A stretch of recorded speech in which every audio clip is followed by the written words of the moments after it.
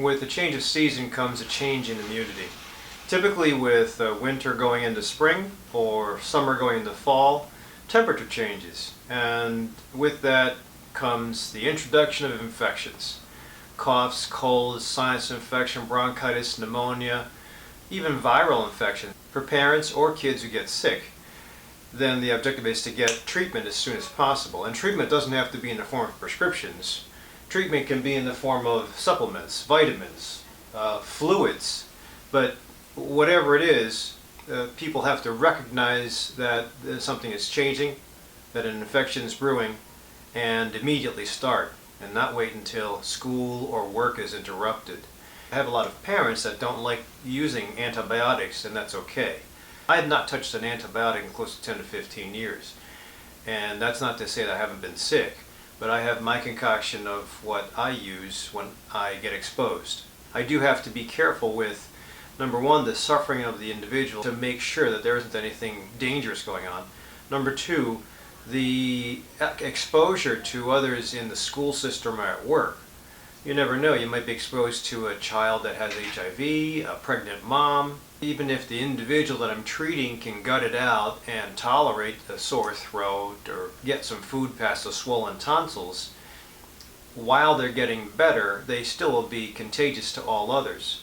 One of the positives with antibiotics is that, again with evidence-based medicine, usually within 24 to 48 hours, the infectivity is decreased, so you can get that individual back into either work or school or exposure in the sport, again without worrying about the rest of the team or the rest of the individuals that they're in contact with.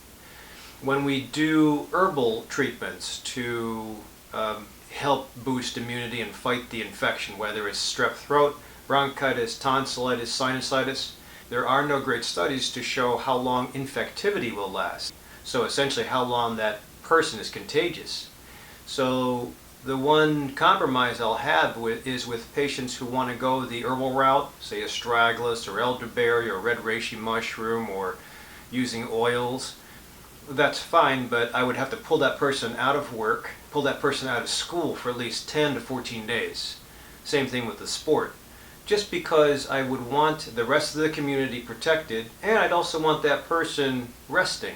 Even if I give a gym note, going to school is still taxing. Same thing with work, even if it's not heavy labor that you're into. The 8-hour workday still is taxing to an immune system that's trying to fight an infection. So it does require, if we're going to go conservative and not use antibiotics, I think you can win regarding kids in particular. Even if the tonsils are enlarged, parents have to be willing to be patient with the duration of time it takes for the body and its immune system to respond, especially if we're doing herbals versus antibiotics. I don't have a problem with doing both. I've actually used antibiotics and continue on herbals for some of my patients, and they've done well. The caveat is always, anytime anybody gets antibiotics, you always have to be on at least a month to 2 months of probiotic. And truthfully, probiotics should be for the life of everybody with all the information now on the microbiome. But for those who don't like taking pills, at least get 2 months straight to recreate that gut microbiome that I've killed off. Because when I use antibiotics for tonsils or a sinus or a bronchitis, I'll kill off not only the bacteria that are bad up here that are outnumbering the good bacteria, but also kill off all the good bacteria in the gut. So to make sure we don't set ourselves up for an irritable bowel syndrome, re-inhabiting the gut with good bacteria and a good probiotic is important. And I've found that although antibiotics do cause side effects like diarrhea, they do give the body a little bit of a break because of the power of an antibiotic to kill every bacteria in you. It lowers the bacterial load that the immune system is dealing with, so that maybe if you have a healthy immune system, it can now function better to do what it does best. So going with the full 10 days though is really important if we do cross the line and use the antibiotics. So going halfway, doing it a little bit, and then stopping when you're feeling healthy is not the way to do it. It's either you do antibiotics 100% or you don't do antibiotics at all. But by the same token, herbal medicines or herbal remedies, because they take a little bit more time to work, they will have to be used at least 2 weeks after the last symptom is felt by the patient. There are drawbacks to using antibiotics, but there are also drawbacks to using herbals. We always have to take into consideration the community at large, the others in the family that might be exposed.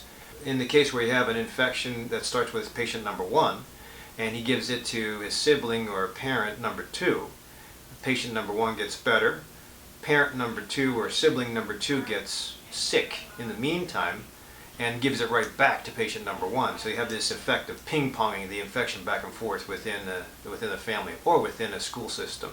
So it's really important to keep that person out, get him rested up, and then have him return back into contact with everybody and activity when he's well rested and the immune system can take care of itself.